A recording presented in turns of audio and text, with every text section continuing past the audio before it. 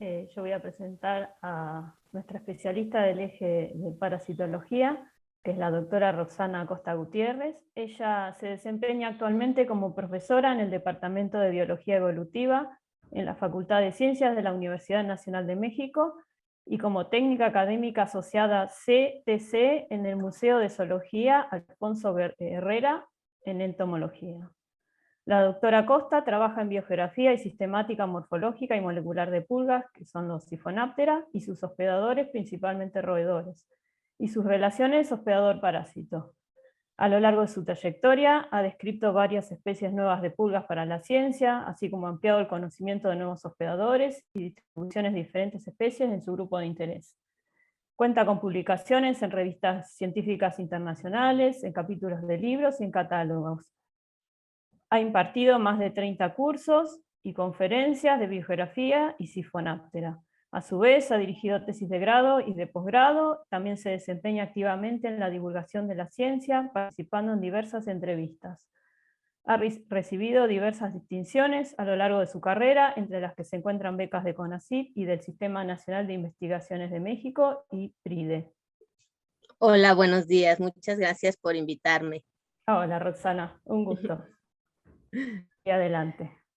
Ok, bueno, entonces vamos a empezar con la presentación, con esta presentación que tengo el día de hoy con ustedes, en la que titulé Los roedores y su circo de pulgas, ¿no? Entonces, quisiera empezar con una, digamos, actividad, ¿verdad? Donde pues me gustaría, ¿verdad? Que entre todos los que estamos aquí atendiendo, ¿verdad? A esta reunión, pues pudiéramos ver o expresar, ¿no? Lo que pensamos cuando estamos hablando de roedores y pulgas. ¿Qué es lo primero que se les viene a la mente cuando están hablando de roedores y pulgas, ¿no? Entonces, aquí vamos a hacer un Menti. Aquí tenemos la dirección, el link, el código en caso de que entren a la página, o también podemos escanear el código QR para poder accesar a este cuestionario, ¿verdad? Y ver qué es lo que está sucediendo, ¿no? ¿Qué es lo que estamos pensando en estos momentos? Entonces tenemos aquí, vamos entrando 7, 8, ya están entrando más para ver más o menos qué es lo que estamos bien pensando, ¿no? Cuando hablamos de ratones y de pulgas. Siempre es, creo que, interesante, ¿no? Tratar de ver qué es lo que están pensando, ¿no? Y más en este caso. Bueno, ok. Vamos espero al final de la plática que podamos regresar y pueda mostrarles los resultados, ¿no? Lo que hemos, lo que nos han compartido. Entonces, vamos a regresar a la presentación. Ok, bueno, entonces, continuemos. Bueno, ahora entonces estamos hablando de roedores y pulgas, y lo que me gustaría pues compartir con ustedes es, entonces, ¿qué características tienen estos participantes o estos protagonistas en esta relación o asociación huésped-hospedero, ¿no? Entonces, por un lado, tenemos al grupo de los Siphonaptera, ¿no? Las pulgas, su nombre viene del griego sifón, que significa tubo, y áptera, que es sin alas, ¿no? Entonces son organismos que tienen un tubo por el cual se alimentan y carecen de alas. En el mundo actualmente, pues se reconocen entre 2.300, 2.500 a 3.000 especies, ¿no? Por estos autores. Son considerados ectoparásitos, o sea, viven sobre sus huéspedes o están asociados muy fuertemente con sus huéspedes, y parasitan principalmente mamíferos terrestres en un 90%, y el resto parasita aves. De este 90%, pues el 75% es parasitado, son roedores los que parasitan, ¿no? Se considera que son organismos hematófagos, ¿verdad? Se alimentan de sangre, son holometábolos. ¿Qué es esto? Pues que tienen un ciclo de vida completo, ¿no? Tienen el huevo, la larva, la pupa y el adulto.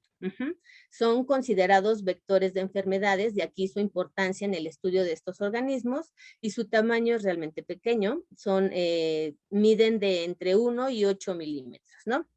Estos son algunos datos acerca de los Siphonáptera, ¿no? Y ahora vamos a ver que en el caso de los roedores, pues tenemos que el solo grupo de roedores en el mundo tiene pues 2.500 especies, tiene 2.552 especies en el mundo, son mamíferos terrestres. Del total de los mamíferos terrestres, los roedores representan casi el 40% de las especies, o sea, es un buen número de especies representado en este grupo. Son considerados micromamíferos y construyen o viven en madrigueras y nidos, ¿no? Este es un punto importante en esta relación parásito-hospedero. Ok. Ahora, ¿en qué momento pudo haber ocurrido esta asociación, ¿no? Entonces vamos a ver un poquito acerca de en qué momento surgen cada uno de estos grupos, ¿no? Entonces, bueno, en este artículo lo que vemos es una filogenia molecular que también tiene información acerca de los fósiles, sobre todo los mamíferos que existen en el mundo. Y bueno, en este caso nosotros podemos ver que el grupo de los roedores que estamos señalando aquí, pues ha diversificado. Si lo comparamos con los demás grupos de mamíferos, pues es el que más ha diversificado, ¿no? Se reconoce que a partir del Paleoceno pudo haber empezado esta diversificación. Y bueno, el Eoceno en general en los mamíferos sabemos que es un periodo en el que la diversificación de estos pues tuvo un gran auge.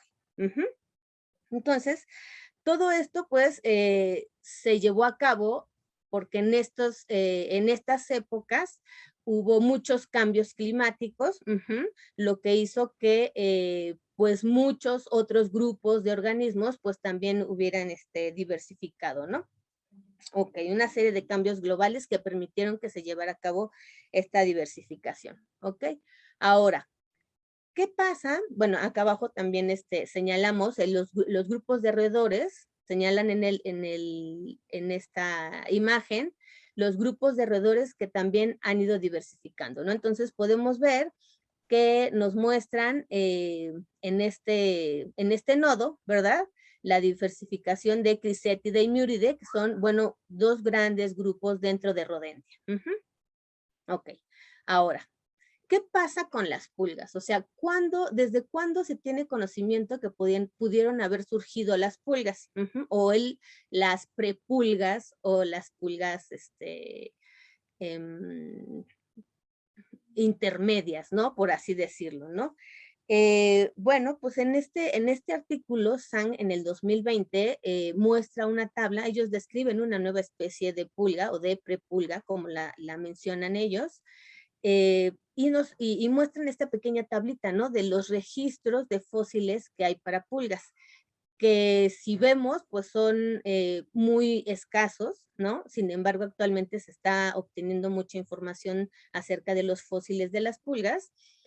Entonces, los registros de fósiles más recientes que tenemos en las pulgas son del Eoceno y del Mioceno, ¿no? Entonces, en esta época, en el Eoceno y en el Mioceno, ya vemos que tenemos estos registros de pulgas en ámbar que ya tienen, o sea, que ya son como las pulgas que conocemos actualmente, ¿no? Entonces, en el Eoceno ya existía esta relación, digamos, ¿no? O sea, vemos que son iguales, ¿no?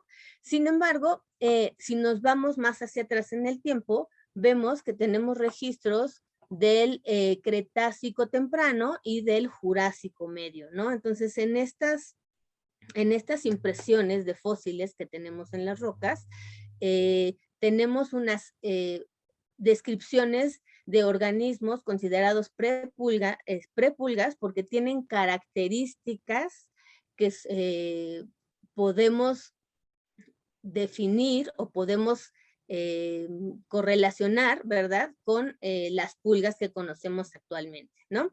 Entonces, pues ya tenemos registros, el autor menciona que estas prepulgas pues pudieron haber parasitado a organismos que tenían plumas en aquel momento. En este caso, pudieron haber sido los pterosaurios, y que pudieron estos parásitos o estos prepulgas haber reducido su tamaño para que los organismos a los que estaban parasitando pues no las identificaran y no las, no las eliminaran de su cuerpo, ¿no? Ok. Bueno, entonces vemos que sí hay una cierta correlación, ¿no? Entonces estamos hablando de un proceso coevolutivo, ¿no? Que en el Eoceno, podemos decirlo, que ya se estaba dando entre las pulgas y los mamíferos, ¿no? En este caso podemos hablar también de los roedores. Entonces, vamos a ver que también el hecho de que estuvieran surgiendo estas diversificaciones en diferentes grupos de organismos, en estos diferentes grupos de organismos, pues también se debe a que el mundo, estaban ocurriendo en el mundo una serie de cambios pues muy grandes, ¿no? Entonces, vemos aquí en esta diapositiva, ¿verdad? Cómo los continentes en el Eoceno ya tenían, digamos, empezaban a tener la conformación que conocemos actualmente. Ok. Ahora.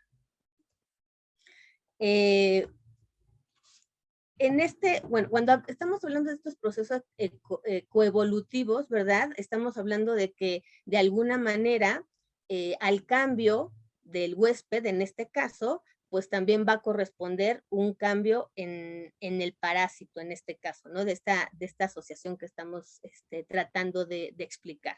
Entonces, vamos a ver que en el caso de las pulgas, pues hay ciertas características o ciertas estructuras que se fueron adaptando para este modo de vida parásito en el caso de los mamíferos.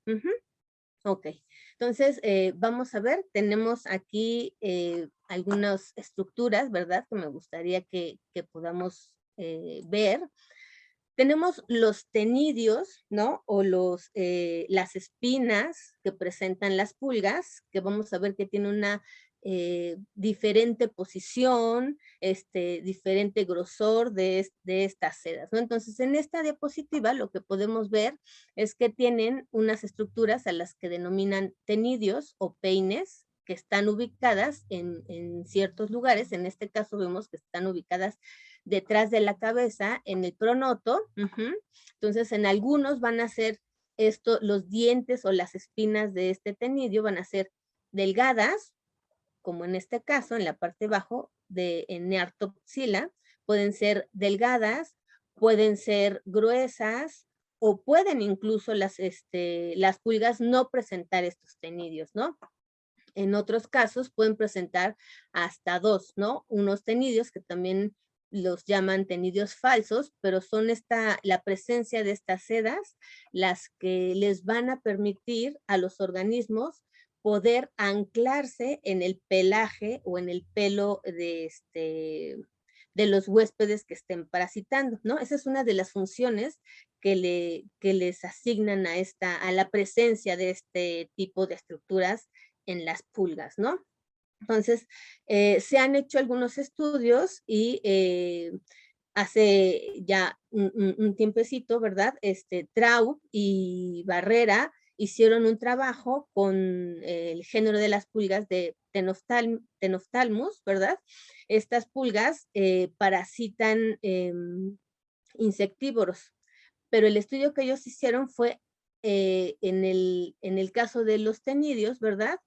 Que vieron que la distancia que existe entre las espinas del tenidio corresponde al grueso del pelo que tienen estos organismos. Entonces, imagínense cómo realmente sí han ocurrido estas adaptaciones en cada una de las estructuras que presentan los Siphonáptera.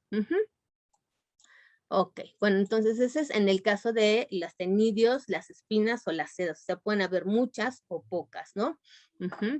Ahora vamos a ver, hay otra estructura a la que se denomina sensilium, y que se encuentra en la parte final de la pulga, en la parte final del abdomen. Entonces, esta estructura que tenemos aquí, que son una serie de tricobotrios, ¿no? Estas sedas alargadas que van a tener la función sensorial. Entonces, lo que estas sedas captan, pues son corrientes de aire que le permiten a la pulga, pues detectar estas corrientes de aire y moverse del lugar en el que están hacia otros lados, ¿no? Entonces, además que esta estructura es, digamos, una estructura novedosa en este grupo que no se presenta en ningún otro grupo. Ok. Ay. Permítanme tantito. Ok. Entonces, ahora vamos a ver esta otra adaptación por la cual le dan nombre, ¿no? A las pulgas también. Entonces, el aparato bucal. Este aparato bucal, digamos que pues hasta cierto punto pues es especializado, ¿no? Porque está modificado para picar y succionar o chupar, ¿no? Alimentarse de los organismos, de la sangre de los organismos que están parasitando.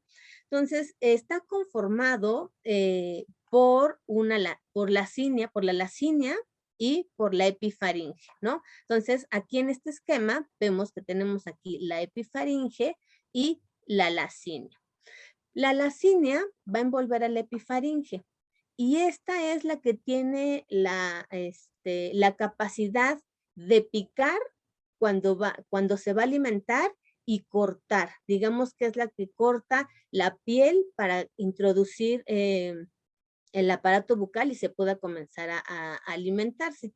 Entonces, si nosotros vemos en esta imagen, vamos a ver que la lacinia se ve así como, digamos, medio ondulada, pero son digamos que es como un tipo, una sierra, ¿no? Que tiene estos dientes, pueden ser más grandes o pueden ser de menor tamaño.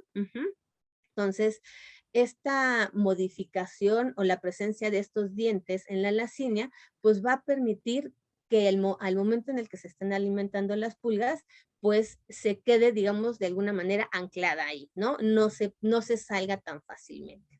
Entonces, al momento en el que penetra, ¿verdad? Esta estructura, pues entra saliva, ¿no? La saliva que va a contener algunos tipos de enzimas que serían como anticoagulantes, que le va a permitir que la sangre pues no se coagule y se pueda alimentar más fácilmente.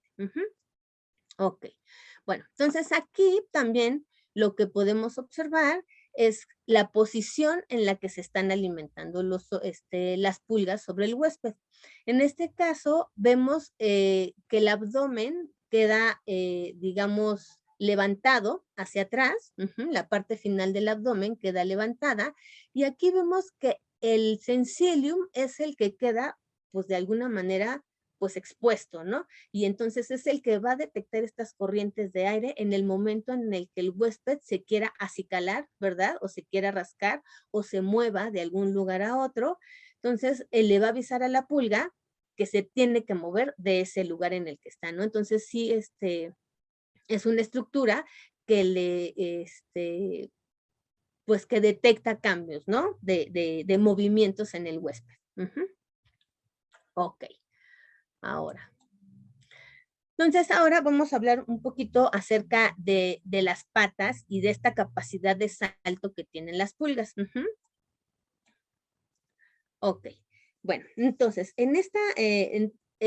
la capacidad que tienen las pulgas de saltar, pues lo que les va a permitir es alcanzar el huésped que pase para poder parasitarlo y meterse en el pelaje del huésped, ¿no? Entonces, veamos que el ciclo de vida que tienen estas pulgas es, como ya les había mencionado, huevo, larva, pupa y adulto. Entonces, las fases de huevo, larva y pupa se llevan a cabo en el nido, ¿no? En los nidos de los huéspedes, y cuando ya son adultos, entonces se suben a los huéspedes. Entonces, esta capacidad de salto les va a permitir, pues, subirse al huésped que estén parasitando, o si están esperando que pase algún organismo al cual subirse, pues entonces el salto les va a permitir alcanzar, ¿no? Entonces, ¿qué es lo que les da esta potencia de salto, ¿no? Entonces vamos a ver que tienen una estructura por arriba del, donde se inserta la coxa, tienen una almohadilla, aquí la podemos ver en este diagrama, que está pintada de color azulito, donde existe, es como una almohadilla que tiene una proteína elástica que se llama resilina y que es la que le va a dar esta potencia a las patas para poder saltar. Ok, y bueno, aquí vemos que esta almohadilla se encuentra aquí donde está insertada la coxa. Ok. Ok. Entonces, bueno. Entonces, ahora, vamos a ver, ya vimos que un cladograma, ¿verdad? Donde estamos viendo cómo se diversificaron los roedores, ¿no? Entonces, ahora vamos a ver que Whiting y colaboradores en el 2008 generaron una filogenia molecular de las pulgas, donde están por lo menos alguna especie, ¿verdad? De las 16 familias que existen en el mundo. Entonces, a partir de esta filogenia molecular que generaron, pues también quisieron mapear los huéspedes que parasitan. Entonces, vamos a ver que aquí tenemos a los crisétidos, ¿no? Principalmente, que es uno de los grupos más grandes de roedores, que se encuentran bien representados como huéspedes en diferentes familias, en diferentes géneros y especies, ¿no? Entonces aquí en azulito estamos viendo cómo se encuentran distribuidos estos huéspedes con respecto a las pulgas, ¿no? Las pulgas que los parasitan. También tenemos esta otra familia grande de roedores, los miúridos, que también parasitan diferentes familias y diferentes géneros. También por aquí tenemos a los heterómidos, ¿no? Es un grupo un poco pequeño, ¿no? Pero también los tenemos representados. Y también tenemos a los geómidos, ¿no? Estos mamíferos fosoriales, ¿no? Que pasan la mayor parte de su vida bajo la tierra. Ok, entonces vemos como si dentro de este cladograma que tenemos de esta filogenia molecular, los roedores ocupan una mayor representatividad como huéspedes. Ok, ahora, Morán y colaboradores en el 2006 también nos dicen que podemos identificar, ¿no? De alguna manera, en las regiones, a nivel regional, ¿verdad? Los roedores o los grupos de roedores a los que están asociados las especies de pulgas, ¿no? Entonces aquí rápidamente podemos ver que en la región paleártica, que es una de las regiones más grandes, ¿verdad? Las pulgas parasitan principalmente a organismos de la subfamilia Arbicoline, a los gerbos de la subfamilia Gerbiline y también algunos crisétidos, a los hámsters, ¿no? De la subfamilia Crisetine. En la región neártica, vemos que también parasitan a las ratas y ratones que son considerados del Nuevo Mundo, ¿no? A la familia Sigmodontine, a las tuzas de la familia Geomide y a las ratas canguro, ¿no? Este pequeño grupo que veíamos ahí en la filogenia de las pulgas, que son los heterómidos, ¿no? Ratas canguro o ratones con abazones. También tenemos que para la región neotropical, pues parasitan también principalmente sigmodontinos y cabimorfos. Para la región de África parasitan principalmente a múridos o ratones del viejo mundo y a las ratas topo. Dentro de la región oriental también parasitan a los ratos y ratones del viejo mundo y a las ardillas, ¿no? Ardillas de la familia Ciuridae. Y en Australia, en la región australiana, pues parasitan principalmente a roedores de la familia Muridae. Ok. Bueno, ¿por qué parasitan principalmente este grupo de organismos. Entonces aquí Medvedev, ¿verdad? En el 2002 nos menciona que hay 3 diferentes razones, ¿no? Por las que podrían estar parasitando principalmente al grupo de los roedores. Y en primer lugar, pues porque presentan una mayor diversidad, ¿no? Como lo vimos al principio, son 2.500 especies de roedores en el mundo.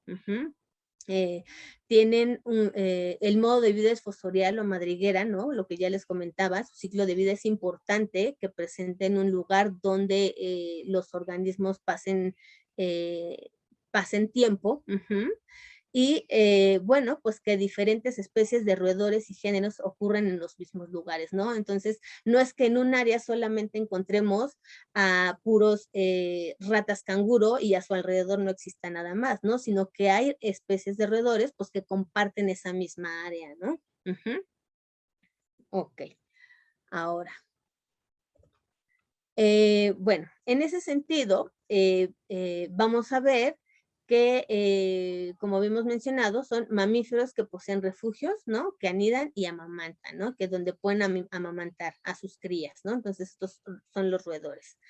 Y bueno, Ioff en 1941 propone una, digamos, clasificación, ¿no? De las pulgas con respecto al huésped, ¿no? Al cuerpo del huésped, ¿no? Entonces, ¿dónde podemos encontrar o cómo podemos más bien encontrar a la pulga asociada con el huésped, ¿no? Entonces, vamos a ver que vamos a poder encontrar pulgas que son las pulgas de nido, que solamente van a estar en los nidos. Vamos a encontrar pulgas de la piel o que solamente estén en el pelaje, ¿no? Que estén sobre el huésped cuando éste esté en movimiento. También vamos a encontrar aquellas pulgas o parásitos que son semiestacionarios, o sea que van a permanecer cierto tiempo anclados sobre el huésped, y algunos otros parásitos que son estacionarios, ¿no? En este caso, pues hay algunas especies de pulgas del género Tunga, ¿verdad? Que estas especies sí están embebidas completamente en la piel del hospedero. Entonces, en el caso de los roedores, pues son estas 2 primeras opciones, ¿no? Las pulgas de nido y las pulgas del pelaje o de la piel, ¿no? Donde nosotros las vamos a poder encontrar más comúnmente. Entonces, y bueno, además porque, como les decía, pues el ciclo de vida, ¿no? El que tengan un nido, pues es donde se va a poder llevar a cabo el ciclo de vida completo de las pulgas. Ahora, bueno, entonces vamos a ver algunos pequeños ejemplos, ¿verdad? Entonces aquí vemos a la familia Geomidae, ¿no? Que son las tuzas. Y son organismos, como ya habíamos mencionado, que son fosoriales y tienen una distribución principalmente en América y llega, digamos, hasta Centroamérica, ¿no? Tiene aproximadamente, son 40 especies con 8 géneros, y estos 8 géneros o entre estos 8 géneros, pues las familias de pulga, las especies de pulgas que parasitan a estos roedores, pues pertenecen al género Dactylopsila, que la tenemos aquí, o al género Foxella, o al género Spicata. Entonces, vamos a ver que estos 3 géneros van a estar parasitando a algunas de los géneros que representan a esta familia de tuzas. Entonces, digamos que algo que se me olvidó mencionarles es que de ese 75% de especies de pulgas que parasitan roedores, el 80% son relaciones, digamos, principales o hasta cierto punto, ¿verdad?, específicas con los roedores, ¿no? Entonces aquí podemos ver que siempre las pulgas del género Dactylopsila, Foxella y Spicata van a estar asociadas con la familia Geomidae. También tenemos aquí el caso de las ardillas, ¿no? De la familia Ciuridae. En este caso tenemos aquí a los perritos de las praderas, del género Cynomys, que van a estar parasitados principalmente por pulgas del género Oropsila, ¿no? Sin embargo, bueno, también hemos escuchado que las pulgas resultan ser hasta cierto punto también generalistas. Entonces, va a haber pulgas que sí tienen esta asociación primaria o principal con este grupo de roedores o de huéspedes. Sin embargo, va a haber algunas otras pulgas que también van a estar parasitando a estos huéspedes, ¿no? En este caso, tenemos a Echidnophaga gallinacea, que esa pues sí la encontramos asociada a muchos otros roedores, y no solamente roedores, sino otros grupos de mamíferos, al igual que Pulex. Y también tenemos al género Tracis, que parasita también principalmente ardillas. Entonces vamos a ver que pues no solamente es una especie de pulgas la que está parasitando a los huéspedes. Tenemos aquí otro caso, el caso de los heterómidos, ¿no? Que mencionaba anteriormente. Tenemos a las ratas canguro del género Dipodomis. Tenemos a los Perognathus, que son estos ratoncitos que son muy pequeños, al género Heteromis y a los Ketodipus, ¿no? Entonces, en general, esta familia está parasitada por pulgas del género Meringis. Y bueno, también van a estar asociadas a estas algunas otras especies de pulgas. Entonces, aquí vemos que hay una relación del género que está parasitando, el género de pulga parasita a una familia de roedores. Entonces, con esto vemos que no es una coevolución lineal, ¿no? No es una relación de especie a especie, ¿no? Sino que se encuentra, digamos, desfasada taxonómicamente. Aquí tenemos a uno de los representantes de la familia Muridae, la rata del género Neotoma. Esta rata también se encuentra distribuida desde el norte de Estados Unidos, del oeste de Estados Unidos, hasta México también. Se encuentran algunos ejemplares de este género. Y bueno, Durden y colaboradores en el 97 hicieron un trabajo en el que hicieron un listado de los ectoparásitos que se encontraban asociados a este género de roedores, ¿no? Entonces encontraron que en la distribución en Estados Unidos, ¿verdad? En toda esta parte oeste, del norte hacia el sur, tenía 42 especies de pulgas asociadas, ¿no? Entonces, en todo este gradiente de norte a sur, son 42 pulgas que tienen asociadas estos roedores. Sin embargo, vamos a ver que hay pulgas que son características de este género, ¿no? Entonces, tenemos a las pulgas del género Anomiopsilus, ¿verdad? Que se encuentran parasitando a estos roedores, y también pulgas del género Epiteria. Sin embargo, también tiene algunas otras especies asociadas, como en este caso, el género Orcopeas. Entonces, bueno, algo importante que quería mencionarles aquí, en todas estas características de adaptación que tienen, si nosotros vemos estas pulgas del género Anomiopsilus, son diferentes a estas otras que tenemos aquí de Meringis o Epiteria o Orcopeas, ¿no? Porque no tienen sedas, están, digamos, pelonas. Esto quiere decir que son pulgas que son consideradas nidícolas, ¿no? Porque, bueno, pues pasan la mayor parte del tiempo en el nido y se alimentan solo cuando están los roedores o los huéspedes en el nido. Entonces se suben al huésped, se alimentan y se bajan, ¿ok? Entonces se consideran principalmente nidícolas. Y bueno, aquí por último solamente les quería mencionar, bueno, que también se han realizado trabajos en áreas pequeñas en México, ¿no? O sea, no hemos hecho algún estudio donde abarque una zona más amplia, pero con esto nos podemos dar cuenta, ¿verdad? Que en México, bueno, en esta región que es la Cuenca Oriental, en México, tenemos o sea, lo que queríamos saber era como la diversidad y la prevalencia de las pulgas en algunos roedores de esta localidad, ¿no? Entonces, se colectaron 144 roedores que pertenecían a 10 especies y 4 familias, y se obtuvieron de estos 350 especies de pulgas, que pertenecen a 14 especies y 4 familias, ¿no?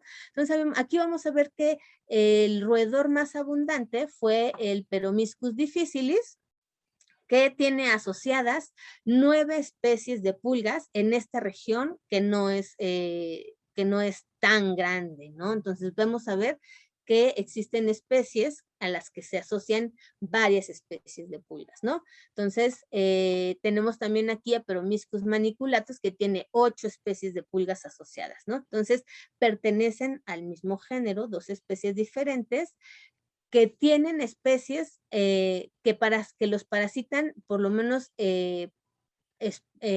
pulgas de un mismo género. En este caso, el género Plusaetis, aquí en esta parte de México, bueno, es bastante abundante, ¿no? Las especies de este género son muy abundantes aquí en México, y Jellisonia también es un género de pulga que está ampliamente distribuido en México. También tenemos, bueno, aquí también es otro ejemplo, a Gerospermophilus perotensis, ¿no? Una ardilla que está parasitada por el género, por la especie Opisocrostus hirsutus, que es una pulga que está asociada a ardillas, ¿no? Aquí tenemos a Cratogeomis, también colectamos Cratogeomis fulvescens, y vemos que está presente Dactylopsila megasoma, que es la pulga que está asociada a los geómidos. Y también otra de las cosas que ya también veníamos mencionando, el roedor del género Dipodomis y la especie Philipsi, pues también parasitada por el género Meringis, ¿no? También está asociado ahí con otras 2 especies de pulgas. Y bueno, pues muchas gracias por la invitación. Espero que les haya gustado la plática. Si tengan alguna duda. Muchas gracias, Roxana. Muy linda tu presentación. Nuevamente queremos agradecerte mucho por tu participación en el Congreso. Un placer para nosotros haber escuchado tu presentación. No, muchísimas gracias por la invitación, y bueno, pues espero que les haya gustado, y pues que tener la curiosidad, ¿no? De que cada vez que vayan a colectar algún mamífero, si se encuentran una pulga, por favor, coléctenla, ¿no? Obtenemos mucha información a partir de la colecta, ¿no? De estos organismos que están asociados a los mamíferos. Entonces, siempre es importante todo. Bueno, muchas gracias, Roxana, nuevamente por tu presentación.